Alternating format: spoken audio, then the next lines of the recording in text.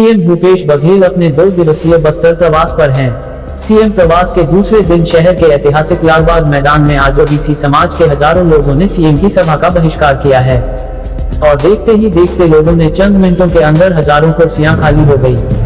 यही नहीं, बहिष्कार के दौरान आनंद फानंद में सीएम भूपेश बघेल ने ओबीसी समाज के लोगों के लिए 50 लाख रुपए के भवन निर्माण की घोषणा तो कर दी, लेकिन समाज के लोगों ने इसे लेने से इनकार कर दिया। दरअसल लालबाग मैदान में ओबीसी समाज के द्वारा एक महासम्मेलन आयोजित किया गया था, जहां संभाग भर के लोग एकत्रित हुए थे।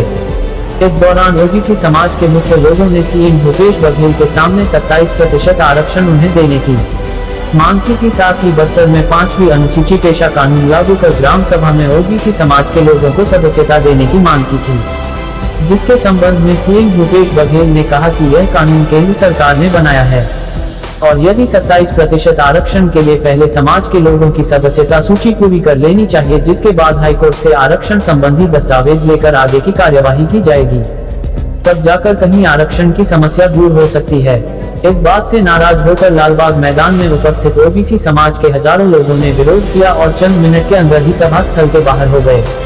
समाज के संरक्षक लीलाराम साहू ने कहा कि यदि उनकी मांगें पूरी नहीं होती है तो पिछड़ा वर्ग समाज अब आर पार की लड़ाई लड़ने को तैयार है। आज पिछड़ा वर्ग कल्याण संघ के द्वारा बड़ी संख्या में एक सम्मेलन कराया गया, जिसमें प्रमुख रूप से पेशा एक्ट के बारे में और आरक्षण के बारे में चर्चा हुई।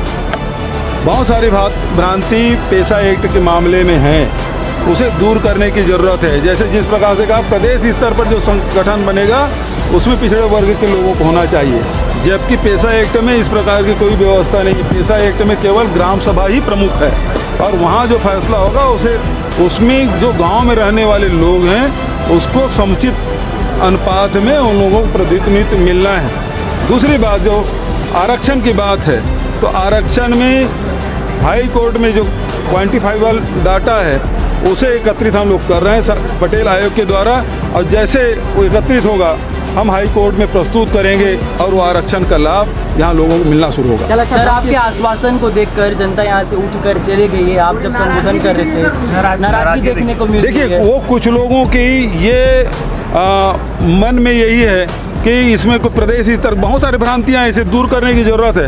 बहुत अच्छी बात है कि यहाँ लोग अपनी बात कहे और उस बात को क्लियर करने की आवश्यकता है और उसे बताने की आवश्यकता है। सीधे सीएम बोल रहे थे यहाँ की जनता को, लेकिन क्या फिर भी ग्रामीण सही नहीं समझे सीएम की बात को? क्या सीएम पर देखिए, उसको समझाने की ज़रूरत है, क्योंकि बहुत लंबे समय से पेशा एक्ट के बारे में चर्चा हो रही थी और इस कारण से अलग अलग प्रकार के अलग अलग स्तर में भ्रांतियाँ हैं। अब उसे कौन फैला रहे थे? बहुत सारे लोग हैं, जैसे कुछ अब वो तो खोजना पड़ेगा, लेकिन ये है वो कौन है उसे खोजने के बजाय अच्छा ये होगा कि लोगों के बीच जाकर उसे समझाने के।